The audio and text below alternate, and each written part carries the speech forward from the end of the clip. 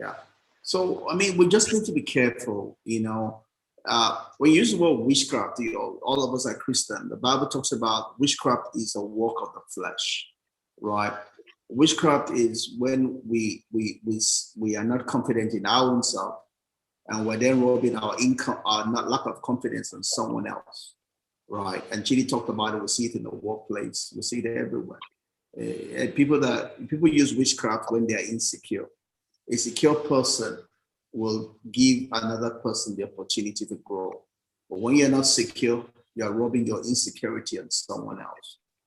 And that's why, in Stephen Covey's book, when he writes about the 7 habits of highly effective people, it talks about winning the private war, first of all. Because until you win the private war, you're going to be robbing the war within on someone else. That's how we say that the wicked people are the ones that hurt people.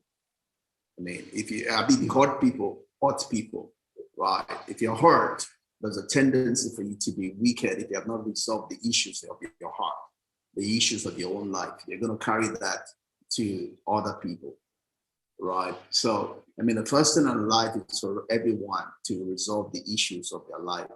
Resolve the hurts in their own life, resolve the mistakes in their own life, resolve the errors in their own life. You need to win the battle with your own self, right? Then it's easier for you to be a blessing to other people, right? But when you are insecure, when you have not resolved the issues of your life, you can imagine someone, maybe a mother was raped and she has not come to accept what happened to her, forgive herself, and let herself to be. If she doesn't do that, that's going to be the way she's going to raise her daughter. She's just going to fill that girl with fear, because she's going to be seeing herself in that child and wanting to live her life again in that child. So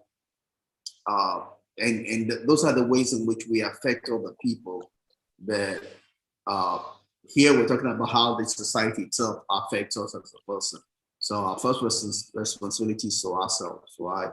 Is to understand that life is lived from inside out, right? We all have come to where we have two different roads. Some of us are doing the job or career we're doing because someone told us to do it. It might not be exactly what we wanted to do, right? But that's where we find ourselves, and we can make the best of it and grow from it, right? We've had different people do different things. I have one of my beloved Aburos, who read engineering, but what she really loved is fashion, right? And she's deviated into that,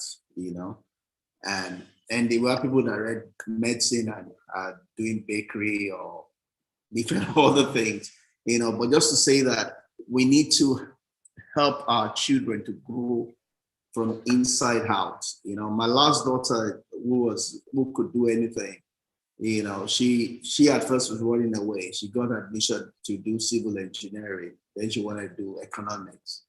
And for me, because of my experience, I've seen that your status in life has nothing really to do with what you read.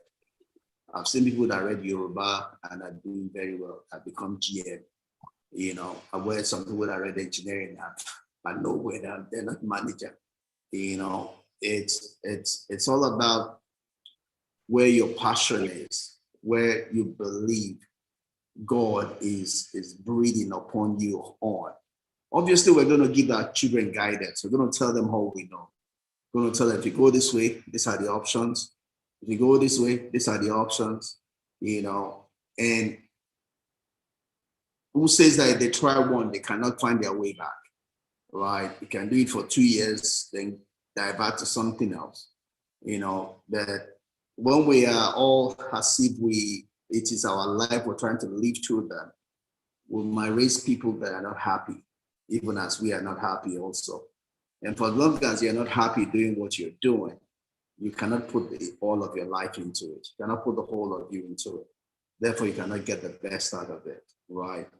Yes, we need direction when we're immature. We come into this life and we're all dependent.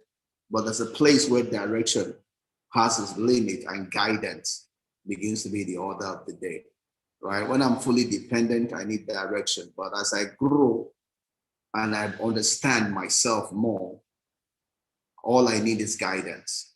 I need someone just to tell me, all right, if you do this, this is what will happen. If I do that, that's what is happening, and help the person to make decision. For as long as you're not making decision, you're not growing. Growth comes from making decision. And really, it doesn't matter whether the decision is a good one or a bad one. The important thing is that you make a decision, because you learn from every decision. If that decision is bad, then you learn how not to do it again. If it is good, you learn how to do it, and even better, right? But not making a decision at all is not growing, right? Is that clear? Anybody has an issue with that?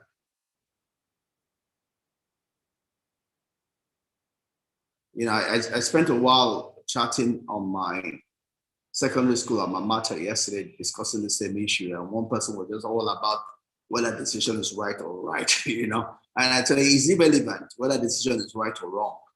The important thing is making a decision. And I gave an example, for instance. Last year, this same time last year, when I started buying farmland, I had no clue about what farmland is. I had no clue about farming, right? Based on what I know today, it may if I have to do it again, I will not do it the same way I did it 1 year ago, because I know a whole lot more now. But 1 year ago, I was clueless, right? So I did what I did with what I know, but I will not know what I know today if I did not start. Right now, I'm a whole lot more informed in that area. If I have to counsel someone, I can counsel the person better, right? And I'll make the person do it better than I did, right? But the only reason why I am as knowledgeable as I am where I am, is because I made a decision to start. Any question with that? Anybody has an alternate view on that?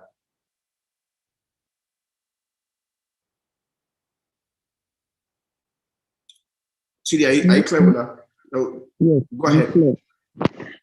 Yes, I'm clear. I'm clear. It's You're clear. understanding. Right. I mean, yeah, you have to trust your decisions. Even though if it turns out that you made a wrong decision, you learn from it. Absolutely. Yeah. Absolutely. Because for as long as you don't make any decision, you're not growing.